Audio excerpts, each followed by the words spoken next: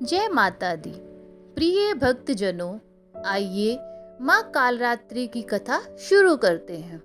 माँ कालरात्रि, जिनकी पूजा नवरात्रि के 7वें दिन अर्थात महासप्तमी को की जाती है, माँ दुर्गा ने यह अवतार बुराई का नाश करने हेतु लिया था। उन्होंने ये अवतार धारण कर शुंभ, निशुंभ और रक्त बीज जैसे दानवों का वध किया था। माँ दुर्गा के इस रूप को सबसे शक्तिशाली माना गया है। माता को गुड़ का भोग अति पसंद है और उन्हें लाल रंग के वस्त्र और रात रानी के फूल भी अत्यंत प्रिय हैं।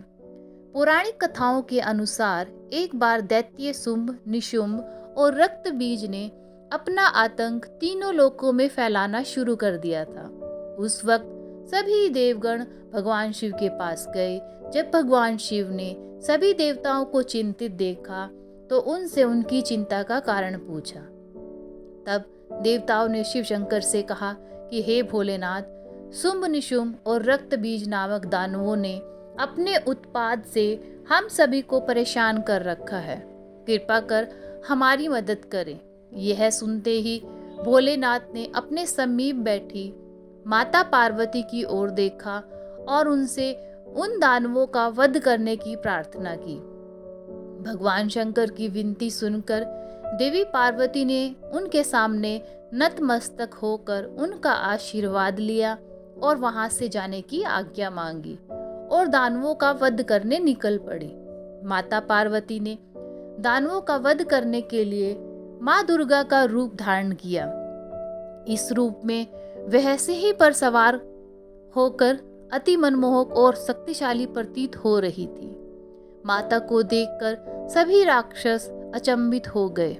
उन तीनों ने एक साथ माता के साथ घमासान युद्ध शुरू किया।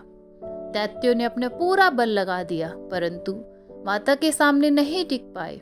आदिशक्ति ने शुंभ और निशुंभ का वध कर दिया। इसके पश्चात माँ ने रक्त बीज के साथ युद्ध शुरू किया।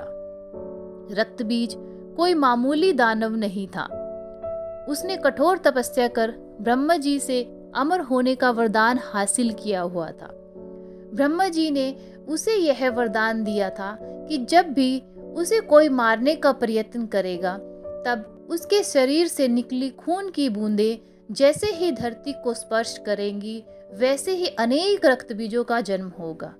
इसी वरदान के अनुसार जैसे ही माता ने उस पर प्रहार किया, उसकी खून की बूंदें धरती पर गिरी और अत्यंत रक्त बीज प्रकट हो गए। उसी क्षण माता ने कालरात्रि रूप धारण किया। माँ दुर्गा के शरीर से एक ऊर्जा का संचार हुआ और माँ कालरात्रि का निर्माण हुआ।